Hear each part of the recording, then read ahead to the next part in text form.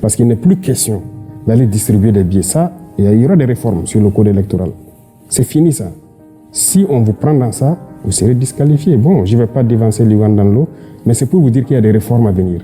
Cette manière de faire, d'aller acheter les consciences, c'est fini. Notre mission, c'est d'éveiller les consciences et que les gens n'acceptent plus jamais ça. Si vous pensez pouvoir gouverner le pays, vous expliquez votre programme politique. Qu'est-ce que vous allez faire? Et peut-être qu'au bout d'un temps, le peuple va vous évaluer si vous devez continuer votre mandat ou pas. Dans la précédente vidéo, j'ai fait une petite présentation d'Ibrahim Traoré. Ibrahim Traoré qui est aujourd'hui le président, le chef d'État au Burkina Faso suite à une prise de pouvoir au travers d'un coup d'État. Alors, dans cette vidéo, dans la précédente vidéo, je t'expliquais à quel point est-ce que Ibrahim Traoré avait un impact sur sa population. Dans la vidéo que tu es en train de regarder en ce moment, je vais aller plus dans les détails. Je vais te montrer ô combien est-ce que Ibrahim Traoré, au travers non seulement de ses discours, mais surtout, et c'est ce dont il va s'agir dans cette vidéo, surtout des actions concrètes qu'il mène sur le terrain tous les jours de sa vie pour porter haut le drapeau burkinabé. Dans le premier exemple que je vais te montrer, tu vas voir que même face à Vladimir Poutine, eh bien, Ibrahim Traoré reste droit dans ses bottes, affirme ses positions et clairement, il dit qu'il n'a pas besoin d'aide en fait. Il dit que le Burkina n'a pas besoin d'aide. Alors, il dit dans un premier temps, oui, vous avez Vladimir Poutine a envoyé du blé. C'est très bien pour cette année, mais pour les prochaines fois, on n'en aura plus besoin. Tu peux garder ton blé pour toi. En gros, c'est ça. Tu vas voir ça dans l'exemple tout à l'heure. Dans le deuxième exemple, eh bien, il se rend dans une université où il n'était pas du tout attendu par les étudiants, donc dans un amphithéâtre où il répond aux questions de chaque étudiant. Quel chef d'État africain fait ça? Il répond très clairement et avec précision aux étudiants avec une franchise déconcertante, tu vas voir. Alors, dans le troisième exemple, eh bien, Ibrahim Traoré se rend dans une école primaire où là encore il n'était pas du tout attendu, où il va faire une visite surprise aux élèves de l'école en question pour leur parler de patrie et de citoyenneté. Donc au regard de tout cela, il est très clair que Ibrahim Traoré, il a non seulement une stratégie, en fait moi je ne pense même pas que ce soit vraiment une stratégie, en fait il est comme ça, il est pris par le bien-être de sa population et donc il met tout en œuvre en faisant des actions concrètes pour impacter autant sa population que l'Afrique de façon générale. Passons donc au premier exemple. Je m'en vais m'excuser auprès des anciens que je pourrais vexer dans mes propos à venir. L'africanité oblige, les droits d'aînesse, je me dois de m'excuser. Donc là, il commence son discours par s'excuser. Pourquoi il s'excuse? Parce qu'il sait que ce qu'il va dire, alors ne va pas forcément choquer, mais sera plutôt inattendu, car c'est pas la mouvance en ce moment. On a connu quelques présidents qui sont venus auprès de Poutine pour demander quelque chose, alors que lui, il vient dire « Ok, merci pour ce que tu m'as donné, mais pour les prochaines fois, je n'aurai plus besoin de ton aide. » Donc c'est pour ça qu'il commence à s'excuser. Camarade président Vladimir Poutine, aujourd'hui nous sommes confrontés depuis plus de 8 ans à la forme de manifestation la plus barbare, la plus violente du néocolonialisme, de l'impérialisme. L'esclavage qu'on tend encore à nous imposer. Nos dévanciers nous ont bien appris une chose. L'esclave qui n'est pas capable d'assumer sa révolte ne mérite pas que l'on s'apitoie sur son sort. Nous ne nous apitoyons pas sur nos sorts, on ne demande pas que quelqu'un s'apitoie sur notre sort. Il faut que nous, chefs d'État africains, nous arrêtons de nous comporter donc en marionnettes qui dansent à chaque fois que les impérialistes tirent sur les ficelles. Hier, le président Vladimir Poutine a annoncé donc l'envoi des céréales en Afrique. Nous sommes bien contents. Nous lui disons merci pour cela. Mais aussi, c'est un message passé à nous, chefs d'État africains, parce qu'au prochain forum, nous ne devrons pas venir ici sans avoir assuré, pour ceux qui ne connaissent pas la guerre, l'autosuffisance alimentaire de nos peuples. Gloire à nos peuples, dignité à nos peuples, victoire à nos peuples. La patrie ou la mort, nous vaincrons. Merci, camarades. Donc il conclut son discours par « la patrie ou la mort, nous vaincrons ». Alors, ça peut sembler être juste des mots, mais pas du tout, parce que dans le cas d'Ibrahim Traoré, quand tu vas voir tout à l'heure dans la suite de la vidéo, les actions concrètes qu'il est en train de prendre, eh bien, on comprend que, en fait, ces propos, ces mots ne sont pas du tout en déphasage par rapport aux actions, par rapport à ce qu'il fait concrètement sur le terrain, par rapport à ce qu'il fait concrètement pour son pays en si peu de temps, c'est-à-dire depuis qu'il a pris le pouvoir au travers d'un coup d'État.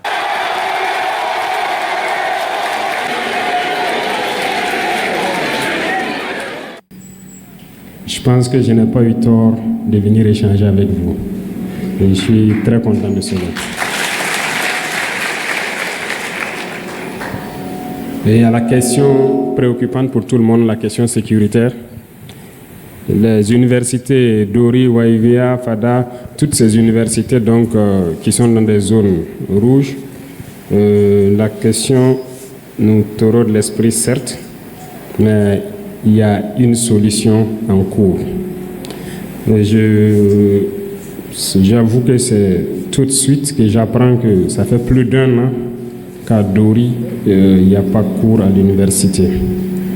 Je l'avoue quand même que je viens de l'apprendre. Je ne savais pas que ça durait depuis si longtemps. Donc là, très très clairement, très très franchement, il avoue ne pas être au courant de la situation, donc de l'arrêt des cours dans cette université. En fait, ça démontre que ce n'est pas un politicien. Il n'est pas là pour faire de la politique. Il est là parce qu'il a une mission, un objectif à atteindre. Et donc, ses propos doivent être en cohérence avec ses actions et c'est ce qu'il fait depuis qu'il est arrivé. Donc, ce n'est pas un politicien. Un vrai politicien aurait pu tourner la situation pour dire « Ah oui, nous le savons, mais voilà, nous mettons en place tel. » Voilà, il aurait pu retourner la situation en sa faveur. Mais là, il dit clairement qu'il n'était pas au courant, qu'il vient juste de l'apprendre.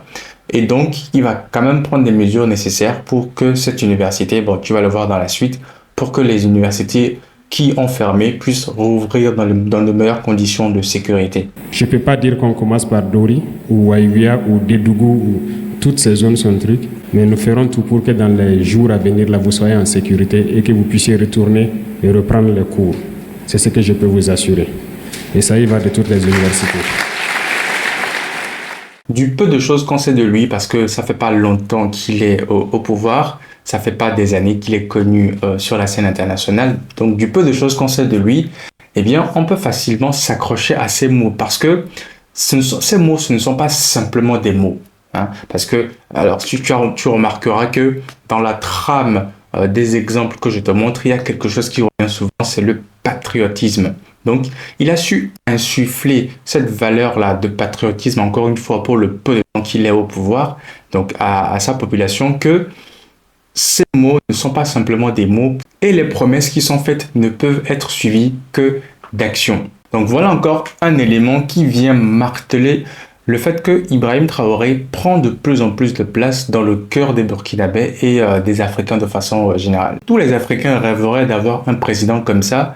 Et tu vas voir même qu'il y a un enfant tout à l'heure qui a été interviewé quand il était allé dans une école, qui a dit qu'il aimerait ressembler à Ibrahim Traoré quand il sera grand.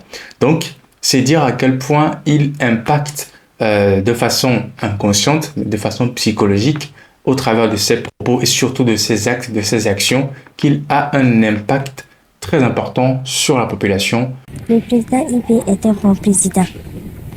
Il va nous permettre à sauver notre pays. Et il va faire que la paix va revenir dans notre pays. C'était un joie pour moi, pour la première fois, de voir le président face à face devant moi. Cela a plu à mes amis ainsi que mes maîtres. Si je finis mes études, je voulais être comme lui. Voilà, donc on était tous honorés d'avoir eu l'occasion de recevoir le chef de l'État en personne. Voilà, on ne s'y attendait pas et ça nous a beaucoup touchés. Ça nous a beaucoup touchés. Et le fait qu'il ait un calendrier très chargé, mais en dépit de tout ça, il a fait escale à Péné ici pour en tout cas dire bonjour aux tout petits, aux enfants. Donc ça montre jusqu'à quel point, en tout cas, le problème de l'éducation le préoccupe. Voilà, et ce qui nous a encore le plus marqué, le fait qu'il a su, en tout cas, expliquer aux tout petits, les élèves de la classe du CP1, le sens du patriotisme. Voilà, qu'est-ce que c'est que être patriote? la signification de notre devise, voilà, pour amener ces enfants à aimer le pays et à pouvoir plus tard défendre et servir la nation. Ça va bien? Ça va bien? Qu'est-ce que vous faisiez? On travaille. Vous travaillez? C'est quoi vous faites ce matin? Calcul, dictée, copie. Qu'est-ce que vous faites ce matin? Lecture. Ah bon, hein? Vous lisez quoi? C'est une visite de courtoisie. D'accord? Restez discipliné, sage et vous suivez tous les conseils, ok? Soyez de bons citoyens. Hein? Madame va vous apprendre ce que c'est que la citoyenneté. D'accord? Et donc, vous devez être de très bons citoyens. Vous voyez? Ce qui est dehors comme ça, les sachets jetés et tout, vous devez tout ramasser dans les prochains jours, ok? Pour mettre dans une poubelle et puis brûler. D'accord? Voilà. Là, même si vous voyez une grande personne qui jette un sachet au bord de la route, vous lui dites que ce n'est pas bien. Ok? Ou bien vous partez ramasser, vous jetez à la poubelle. D'accord? Merci beaucoup, beaucoup de courage. Votre rôle est très, très, très complexe dans ce temps de crise. C'est très complexe et c'est vraiment sur vous que la nation peut compter.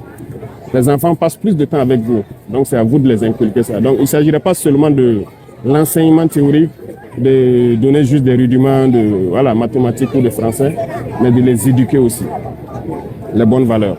On a besoin de patriotes, on a besoin de gens engagés, on a besoin de gens qui comprennent ce que c'est que la patrie, des gens avec des valeurs culturelles qui sont propres à nous. Parce que nous sommes riches, notre pays est bien riche. Contrairement à ce qu'on vous fait enseigner, soit disant que notre pays est pauvre. C'est ça, vous continuez d'enseigner ça? Oui. Ah non, le Burkina est un pays riche.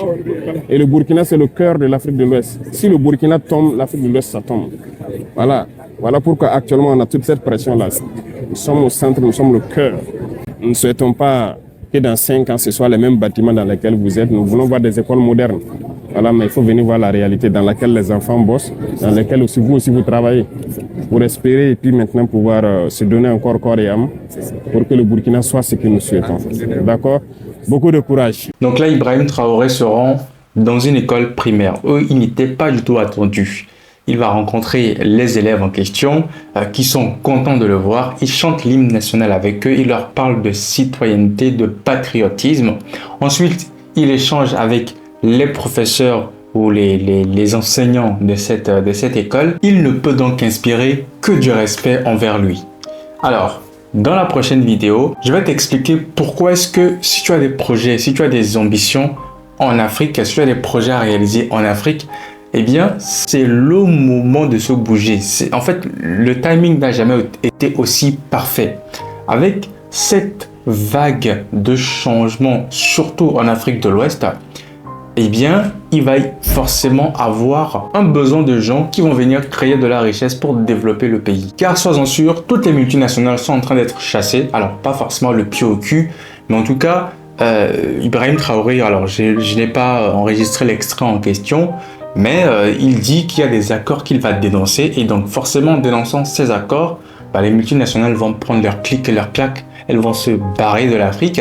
Et donc, il va y avoir de la place. Il va y avoir de la place et donc il appartient du coup à la diaspora, il appartient du coup même aux locaux, et bien de reprendre le flambeau pour maintenir les activités du pays, pour développer le pays tout simplement. Donc dans la prochaine vidéo plutôt, j'irai plus en détail et t'expliquer pourquoi est-ce que c'est maintenant qu'il faut le faire.